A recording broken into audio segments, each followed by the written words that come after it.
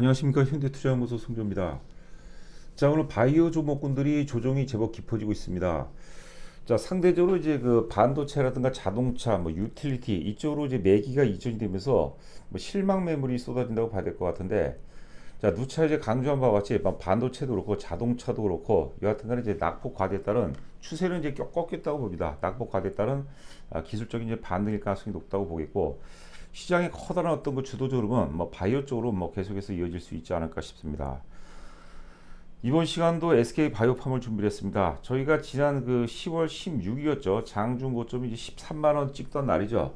당시 일부 매도 이후에 대략 이제 12만 원이 살짝 깨지면 다시 또 이제 재매수하겠다라고 제가 방송에서 말씀드린 것 같은데, 오늘 드디어 오늘 그 조종폭이 이제 장중에 제법 좀 깊어졌습니다. 11만 6,500원까지 장중 적발을 기록했는데, 자, 이제부터는 이제 그 서서히 다시 또 그 재매수 시점이 아닐까, 자, 이렇게 보여주고 있습니다. 이 SK 바이오팜이 흔들리신 분들은 장기 월봉 차트를 보세요. 장기 월봉 차트는 면면하게 이제 강세 기조로 유지하고 있겠고, 또 하나를 이제 그 말씀드린다면 주도주죠. 바이오 주도주이자 선도주 혹은 이제 바이오의 인덱스격인 삼성 바이오로직스의 그 상승 추세가 계속해서 이어진다라면 제가 보기에 무리가 없습니다. 자, 지금 이제 보시는 화면이 삼성 바이오로직스입니다. 2021년 8월 달에 고점 이후에 뭐 거의 정확히 이제 3년 조정을 받고 이제 상승 전환되고 있거든요. 3년간에 우리가 와신 상단 끝에 이제 그 역사 고점을 돌파하는 그런 구간이기 때문에 어설프게 조정이 들어오지 않아요. 자, 하여튼 그 바이오가 사실 그 뭐 특성상 장중 등락이 좀 심한 게 일반적입니다.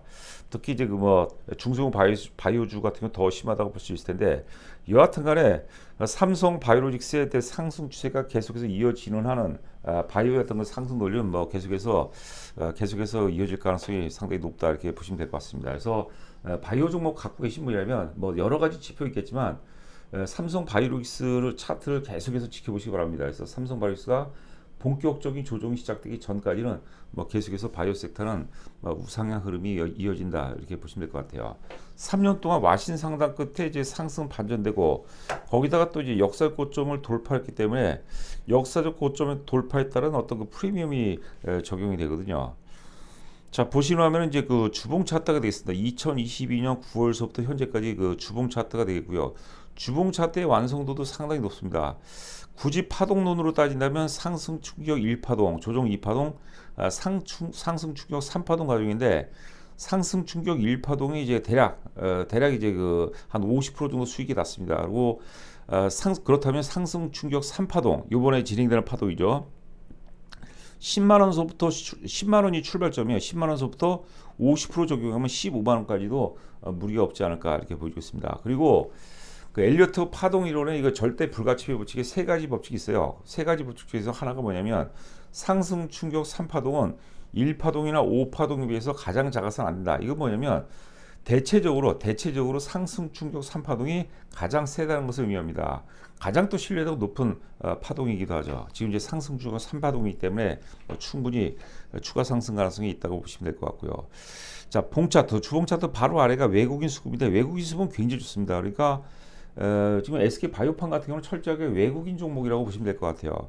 맨 아래가 이제 기관 수급이 되겠는데, 기관 수급은 일단 그 2023년까지는 이제 계속해서 우상향 흐름을 보이다가, 그다음에 2024년 들어서 계속해서 매도 이후에 하반기서부터 다시 또 상승 반전되는 모습이거든요. 그러니까 SK 바이오팜 같은 경우는 뭐 하루하루 사실 우리가 그 수급을 분석한다는 것은 의미 없지만, 흐름으로 봐서는 외국인 수급은 굉장히 단단하고, 기관 수급도 나쁘지 않다. 기관도 순매도로 멈추고 지금 순매수로 전환되는 그런 그 초입 구간이라고 보시면 될 것 같고요.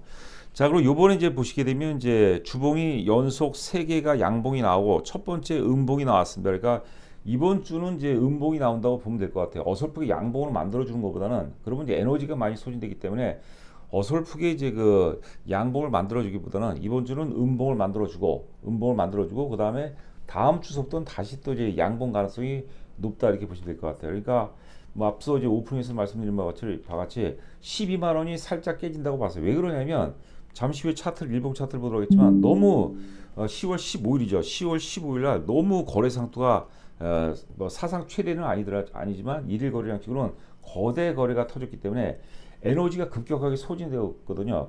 그 정도라면은 사실 그 12만 원을 깰 가능성이 높다. 이렇게 우리가 나름대로 어떤 그 추론이 가능하다고 보는 거죠. 자, 수급도 굉장히 좋고. 자, 지금 이제 보시면은 이제 위에가 이게 거래량만을 내가 표시한 거거든요. 거래량. 위에 종목이 있고 아래 종목이 있는데 우리가 이제 그 거래량이라는 것은 주가의 거울이다. 우리 같은 그 선행지수 대부분 이제 그 동행 내지 우리가 인디케이터라고 하죠. 투자 지표들이 동행 내지 후행인 경우가 굉장히 많은데 거래량은 사실 주가에 선행하는 경우가 상당히 많습니다. 그래서 우리 증시 격언에도 그런 얘기가 있어요. 다른 모든 건 속이더라도 거래량만은 속일 수 없다. 그런 얘기가 있거든요. 자, 여러분들 그 거래량 보시고 한번 주가를 추론해 보세요. 언제 매도하면 될까요? 자, 이 대량 거래죠. 위에 두 개 종목입니다. 거래량만 제가 캡처한 겁니다. 대량 거래 터지고 그 다음날 팔면은 적당히 잘 팔겠죠. 약세장에서는 당일날 파는 게 좋고 그래도 비교적 이제 강세장에서는 하루 이틀 정도 3일 정도까지 지켜보는 게 좋겠고 적당한 장세라면 거래 상태 터지고 그 다음날 파는 게 일반적으로 좋습니다. 거기에다 이제 뭐 실적이나 펀더멘털이 탄탄한 종목을 좀 더 끌고 갈 수 있고 그게 아니고 사실 어떤 이슈에 의해서 공시에 의해서 터지는 그런 거래라면 당일날 파는 게 뭐 일반적으로 보시면 될 것 같아요. 자, 하여튼 그 거래 터진 날 혹은 그 다음날 정도 팔면 적당히 판 거로 봐야 되겠죠. 자, 아래 종목의 거래량만입니다. 거래 보시면 자, 이게 이 초기의 거래량은 이제 그 붙이는 물량이라고 봐야 되겠고 요 정도 거래량에서 한번 팔아도 좋겠죠. 그리고 요번에 거래량 사상 최대 거래지. 이게 바로 이제 SK 바이오팜이에요. 이날 거래 터지면 그 다음날 정도 팔면 적당히 팔 겁니다. 제가 보기에는 저는 이제 무수한 데이터들이 있는데 주가가 많이 오르다가 거래가 터질 때 팔잖아요. 그럼 거의 한 80% 정도는 맞춘다고 보시면 될 것 같아요. 물론 이제 단이지 한 10%, 20%, 80% 넘는 것 같아요. 하여튼 그 작은 확률 때문에 우리가 거래가 터지고도 안 파는 경우가 많아요. 오히려 사는 경우도 있죠. 사는 어리석음까지도 겪는 경우가 있는데 제가 통계에 의하면 80% 이상은 거의 조정을 받습니다. 그러니까 주가가 많이 올라가다가 거래가 터질 때는 한번 물량을 주는 게 맞죠. 그래서 항상 거래량이 중요합니다. 자, 그게 이제 바이오다인이 우리가 거래 터지고 매도를 했죠. 물론 이제 매도하고 대략 한 종가 기준으로 따지면 한 5% 정도 더 올라간 것 같아요. 하지만 이 정도로 매도를 잘한 거죠. 그리고 품절주기 때문에 거래 터질 때 파는 게 그 다음 날이라 이럴 때 파는 게 이제 적당하다 보면 될 것 같고.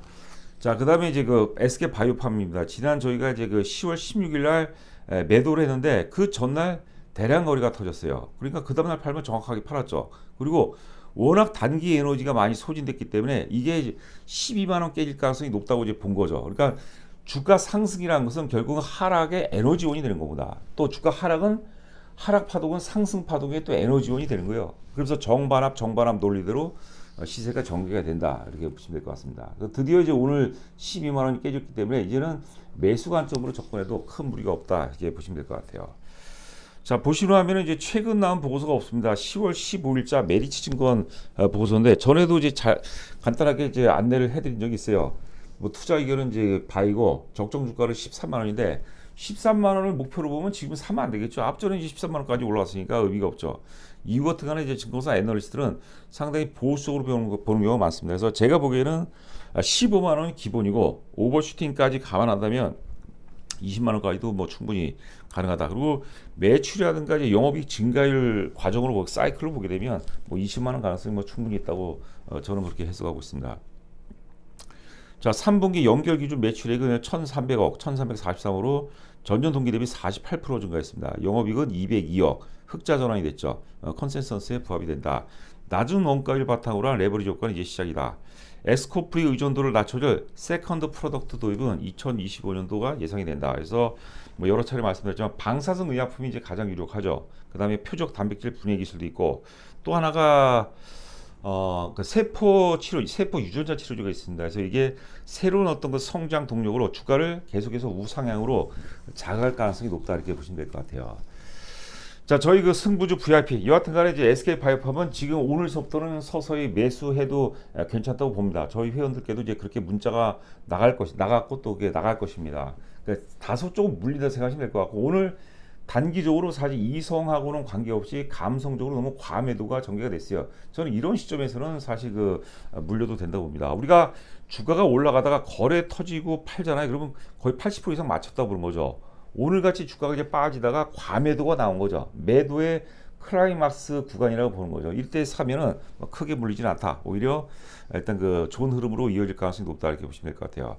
자, 저희 그 승부주 VIP 저희가 뭐 100을 다 맞추는 게 아닙니다. 100%라는 것은 말도 안 되고 대체적으로 저희 특히 이제 포트폴리오로 끌고 가는 종목들은 뭐 한 종목 정도를 제외 한 종목도 저는 믿음이 있는데 한 종목을 제외하고는 상당히 양호합니다. 저희가 포트폴리오에 기존에 또 KT가 있었는데 KT는 사실 좀 이제 많이 올랐기 때문에 뺐고 지난주서부터 이제 그 코리안이를 또 집중적으로 추천하고 있습니다. 코리안이도 사실 어제 방송을 할까 했는데 어제 갑자기 또 친구들이 찾아오는 바람에 못했거든요.